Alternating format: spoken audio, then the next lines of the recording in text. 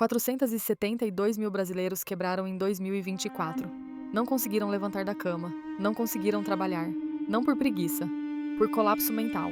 Ao mesmo tempo, somos a geração que mais fala sobre saúde mental. 52% dizem que é prioridade.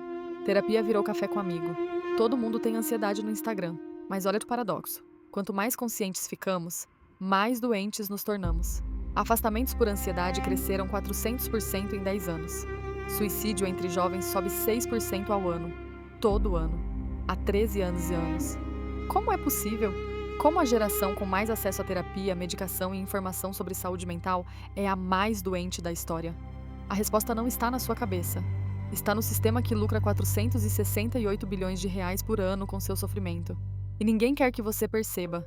Esse vídeo vai te mostrar ali a arquitetura invisível do adoecimento mental no Brasil. E por que a revolução da saúde mental é o maior teatro da nossa geração? Você lembra do dia que percebeu? Não foi dramático. Você só não conseguiu. Despertador tocou. Você abriu o olho e pensou: não dá. Hoje não dá. Não era cansaço. Você dormiu. Era outra coisa. Um vazio. Um peso. Como se alguém tivesse drenado sua bateria durante a noite. E aí começa o ciclo. Culpa por não dar conta. Ansiedade de estar atrasado. Medo de perder o emprego. Vergonha de não ser forte o suficiente. Você olha para o lado. Todo mundo performando normalidade. Será que é só você? Será que você é fraco? Não é. 472.328 pessoas no Brasil não conseguiram trabalhar em 2024 por transtorno mental. 68% a mais que em 2023. Mais que dobrou em 10 anos. O Brasil é o terceiro país do mundo mais preocupado com saúde mental. Atrás, só de México e África do Sul. E olha a ironia. Somos o país mais ansioso do planeta. 18 milhões de brasileiros têm transtorno de ansiedade. 9,3% da população. Recordistas mundiais. Depressão, 11,7 milhões de brasileiros. Agora olha a linha do tempo. 2018, apenas 18% dos brasileiros consideravam saúde mental prioridade. Era tabu. Falar de terapia era frescura. Tomar remédio era fraqueza. 2025, 52% dizem que saúde mental é o maior problema de saúde. Cresceu 189% em 7 anos. Todo mundo fala de autocuidado. Instagram cheio de posts sobre saúde mental importa. Mas olha o que aconteceu nesse mesmo período. Afastamentos explodiram. Suicídio entre jovens mais 6% ao ano. Todos os anos. Espera. Como mais consciência gerou mais doença? A narrativa não era: falar sobre saúde mental salva vidas? Salva, mas só quando você entende qual é a doença. E nós diagnosticamos errado, completamente errado. A narrativa dominante diz: saúde mental é problema individual. Individual. Você tem ansiedade porque seu cérebro não regula a serotonina direito. Solução? Terapia, medicação, meditação, autocuidado. E olha aí o resultado. O Brasil é o segundo maior consumidor de antidepressivos da América. Só perde para o Zewa. Mercado de wellness explodiu. Apps de meditação, coaches, cursos de inteligência emocional. 468 bilhões de reais por ano. 4% do PIB brasileiro. Isso é o custo total da crise de saúde mental. Não é gasto, é custo. Empresas perdem produtividade, governo paga benefício, famílias desmoronam. Mas aqui está o segredo que ninguém fala. Esse custo é distribuído. Alguns pagam com sofrimento, outros lucram com tratamento. Vamos voltar. Março de 2020. Pandemia, o momento que quebrou todo mundo. Mas não foi só o vírus. Isolamento forçado. Medo da morte. 700 mil brasileiros mortos. Famílias sem poder se despedir. Luto coletivo sem ritual. Sem abraço. Sem fechamento. O preço dos alimentos subiu 55% nos últimos 5 anos. Isso não é inflação. É insegurança alimentar. É impossível planejar a semana. Ansiedade financeira crônica instalada. Trabalho virou bico. Uber, iFood, freela sem contrato. Seja seu próprio chefe. Na verdade significa: assuma todo o risco. Zero estabilidade, zero direitos. Produtividade infinita por migalhas variáveis. Redes sociais projetadas com uma missão: viciar. 45% dos casos de ansiedade em jovens de 15 a 29 anos estão diretamente ligados ao uso intensivo de redes sociais. Mais de 3 horas por dia, 30% mais risco de depressão comparado a quem usa moderadamente. Ganhar primeiro smartphone cedo. Comer ultraprocessado todo dia. Falta de relações familiares reais. Bullying virtual que aumenta em 35% casos de retração social. Vítimas de cyberbullying se isolam, perdem a habilidade de interação, carregam trauma para o resto da vida. Isso não é você não se cuida. Isso é a arquitetura tóxica. Ambiente projetado para extrair, não para nutrir. E agora vem o pulo do gato. Quem lucra com essa arquitetura de adoecimento? Primeiro, Big Techs, Instagram, TikTok, YouTube, Facebook. Algoritmos de atenção infinita. Economia da dopamina barata. Quanto mais tempo você fica vidrado, mais dados eles coletam, mais anúncios vendem. Seu vício é literalmente o modelo de negócio deles. Não é bug, é feature. Segundo, indústria farmacêutica. Brasil igual a segundo maior consumidor de antidepressivos das Américas. Cada pessoa que quebra mentalmente vira cliente potencialmente vitalício. Pílula mensal. Consulta trimestral. Dependência química legitimada. Terceiro, indústria do wellness. Apps de meditação premium. Coaches de alta performance. Cursos de inteligência emocional. Retiros de autocuidado. Eles vendem solução individual para problema sistêmico. Você só precisa se amar mais, enquanto o sistema continua te esmagando. Quarto, cultura do produtivismo tóxico. Seja 1% melhor todo dia. Hustle enquanto eles dormem. Dormir é para fracos. Burnout romantizado como dedicação. E quando você quebra? Você não soube gerenciar seu tempo. Você não priorizou direito. Quinto, sistema de saúde sucateado. SUS tem apenas 19 psicólogos para cada 100 mil habitantes. Europa tem mais de 40. Pará, Ceará, Amazonas, Maranhão estão em estado crítico de cobertura. 46% dos municípios brasileiros. Não tem nenhuma política ou programa de atendimento a pessoas com transtornos mentais.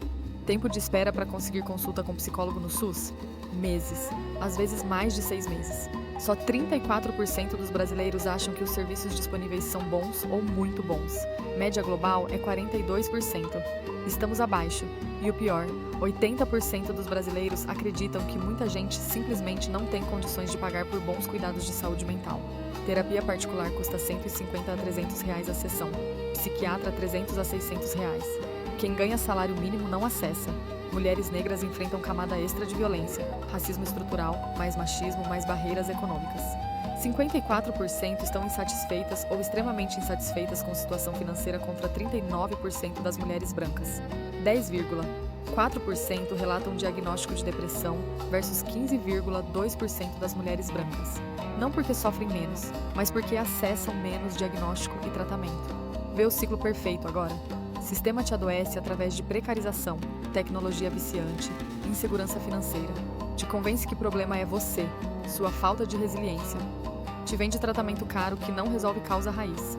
Você continua doente, talvez funcional o suficiente para produzir. Lucro infinito para o sistema.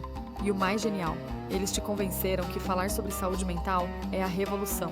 Postar "It's okay to not be okay". Normalizar terapia. Mas falar sem mudar sistema é puro teatro. É performatividade que acalma a culpa coletiva sem tocar nas estruturas. Mark Fisher, filósofo britânico que estudou depressão e capitalismo, disse: "É mais fácil imaginar o fim do mundo do que imaginar o fim do capitalismo." Ele estava falando exatamente disso. Vivemos no que ele chamou de realismo capitalista depressivo. Um sistema que precisa te manter num estado de sofrimento controlado. Doente o suficiente para consumir tratamento, terapia e remédios, mas funcional o suficiente para continuar produzindo. E o Brasil? A mina tá pegando fogo. Violência urbana. 60% evitam usar celular na rua com medo. Desigualdade racial profunda. Precarização acelerada do trabalho. Alimentos 55% mais caros. Moradia inacessível. Transporte caótico. Segurança pública colapsada. Saúde mental não é categoria isolada flutuando no vácuo. É sintoma de desigualdade, de extrativismo, de um modelo civilizacional que trata humanos como recursos descartáveis. É pai que não tem energia para brincar com o filho, mãe que não aguenta acordar, amizade que esfria porque ninguém tem bateria emocional, relacionamento que termina porque ambos estão no limite. O custo mais brutal não é financeiro, é potencial humano que nunca vai existir. Por quê? Porque a arquitetura da nossa sociedade adoeceu essas pessoas antes que pudessem florescer. Então o que fazer? Primeiro, pare de achar que solução é individual. 5 dicas para controlar a ansiedade não resolve a epidemia. É como distribuir guarda-chuva individual para quem está no meio de tsunami. Gesto gentil, completamente inútil. Terapia funciona? Sim. Medicação bem prescrita ajuda? Sim. Meditação, exercício, sono adequado fazem diferença? Sim. Mas apenas quando você entende. Elas tratam sintoma, não causa raiz. A solução real, durável, é sistêmica, estrutural, política.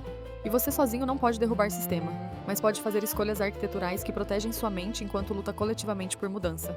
A arquitetura digital trata smartphone como cigarro, vicia, adoece comprovadamente. Limita uso, desativa notificações. App em preto e branco. Não leva para o quarto, tecnologia não é neutra. É projetada por times de engenheiros para hackear seu sistema de recompensa. Haja de acordo. A arquitetura do trabalho. Se sua empresa romantiza burnout, ela está te explorando psiquicamente. Trabalho não é identidade. Produtividade não é virtude moral. A partir de maio de 2026, todas as empresas brasileiras são obrigadas por lei a mapear riscos psicossociais no ambiente de trabalho. Cobre, exija, denuncie quando descumprirem. Arquitetura social. Solidão adoece gravemente. Estudos mostram que falta de conexões sociais reais aumenta a mortalidade equivalente a fumar 15 cigarros por dia. Cultive amizades offline. Uma conversa real de 1 hora protege mais tua saúde mental que 100 curtidas ou 1000 seguidores. Arquitetura de acesso. SUS ampliou investimento em saúde mental em 53% em 2024, totalizando 4,7 bilhões de reais. CAPS existe na sua cidade. Telepsicologia foi regulamentada e funciona tão bem quanto atendimento presencial. Busque. Arquitetura política. Saúde mental é questão de justiça social, não autoajuda. Mulheres negras têm menos acesso. Pobres não conseguem pagar tratamento. Vote em quem propõe investimento massivo em saúde mental pública. Mas principalmente, radicalmente, pare de se culpar. Você não é fraco. Você foi colocado num sistema que não foi feito para o seu bem-estar. Resistir, sobreviver, continuar tentando já é ato revolucionário em si. Aqui está a verdade que a indústria do wellness não quer que você saiba. A crise de saúde mental não vai ser resolvida com mais apps de meditação. Não vai ser resolvida com mais terapia individual. Vai ser resolvida quando pararmos de construir sociedades que sistematicamente adoecem pessoas para lucrar com tratamento. Mark Fisher, filósofo britânico falecido em 2017, escreveu sobre depressão como sintoma do realismo capitalista. A crença internalizada de que não há alternativa ao sistema atual, que é eterno, imutável, e se você sofre dentro dele, você é o problema. Mas olha o paradoxo final mais uma vez. 52% dos brasileiros agora priorizam saúde mental. Isso não é só doença, é despertar coletivo. A pergunta real não é: como eu melhoro minha saúde mental? A pergunta é: que tipo de sociedade queremos construir coletivamente? A verdadeira revolução da saúde mental não é normalizar ir para terapia. É recusar participar de sistemas que te tratam como recurso extraível. É nomear a opressão estrutural pelo que ela é. É construir redes coletivas de cuidado mútuo, fora da lógica do lucro. Respira fundo agora. Você não tá sozinho nessa. Se esse vídeo te impactou, te mexeu, te fez sentir menos sozinho, compartilha. Não pelos views, mas porque alguém que você conhece tá no limite agora mesmo. E precisa urgentemente saber que o problema não tá nela. Tá no sistema, e só resistência coletiva transforma sistema. Cuida de quem tá do teu lado. A revolução é coletiva. Ou não é.